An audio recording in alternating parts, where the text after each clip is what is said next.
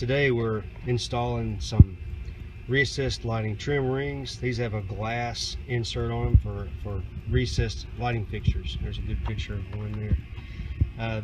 These are, when they're installed, they're basically identical. You can't tell one from the other. The general or commercial electric version is easier to install because of the way they shape their springs, retaining springs, and the tension on them is way less than the halo. Also, the halo usually will end up costing a little bit more. These are available at Home Depot or Lowe's. The commercial electric version, I only found those at Home Depot. Like I said, they're a few bucks cheaper as well, but when they're installed they look the same. Let me show you what they look like out of the package.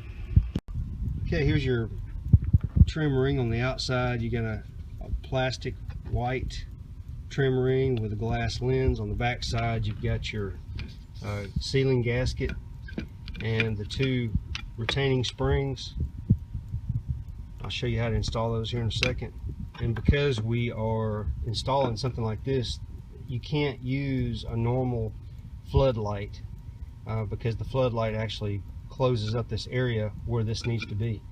So we're going to be putting in a short, these are mini twisters by Philips. They're 60 watts. They should do just fine out here. There's a lot of recessed lighting in this house. We're installing these basically to, we're performing a bat exclusion job, and some bats have been flying up into the recessed fixtures.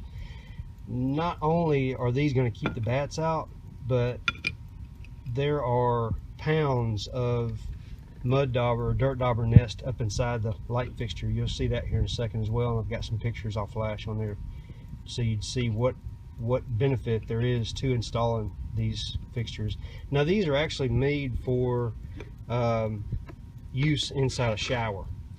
So these happen to be Halo 70 PS's. The commercial electric version, I guess they call it a T13, or you know, there's other part numbers on here as well. But like I said, they're basically the same thing, except for these are less expensive and easier to install, in my opinion.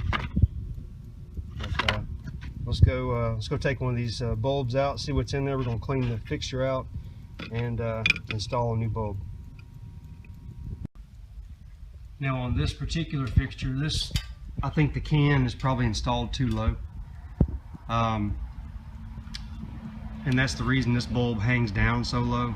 Normally they are just about flush with the trim ring, which if that's the case, you can't install those fixtures. Now I've already installed about 10 of these things here at this residence, and almost all of them were just covered with mud dauber nest, and it was so bad that I couldn't even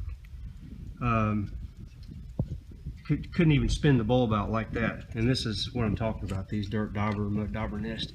But some of these things had pounds of this material inside there. So we're going to get all that stuff cleaned out. We're going to remove this old ring. You got two springs on there. You just pull up, disengage them out of that slot. Sometimes they're a little bit high and difficult, but that's what you got. So we're going to clean all that material out of there and install a fluorescent bulb.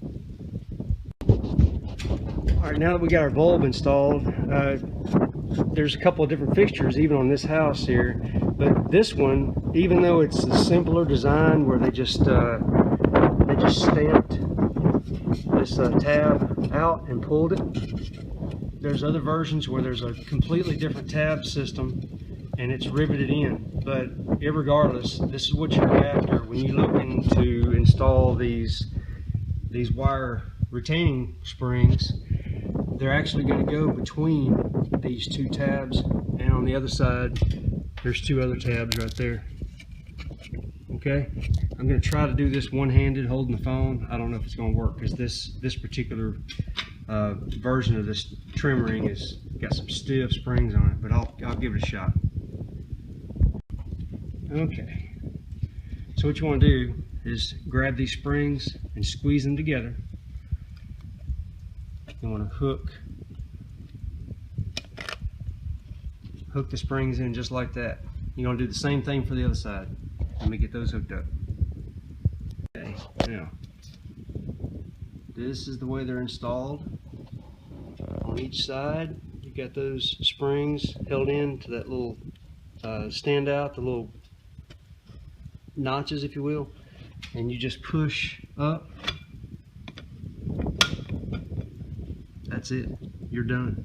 So this is going to keep the wasp out. We've had wasp, mud daubers, and spiders living in these can lights, and of course bats have been getting in there as well. So now that's not going to happen. You might get a spider in there. I don't know. There's a seal right above that ring. It could keep them out, but irregardless, it's going to be way better than it was before. So yeah, I would highly advise these. They look really sharp, and they'll do the job. Have a good one. Now, this is probably going to be a real good example of one of the primary reasons why you would want to install the recessed lighting cover, because this bulb is basically cemented in place by the dirt daubers. Okay, so we're going to have to get that out of there. Oh yeah, look at that. You got wasp nest, dirt daubers, probably some spiders. I mean, that's crazy. That's why we're doing it. That and the bats.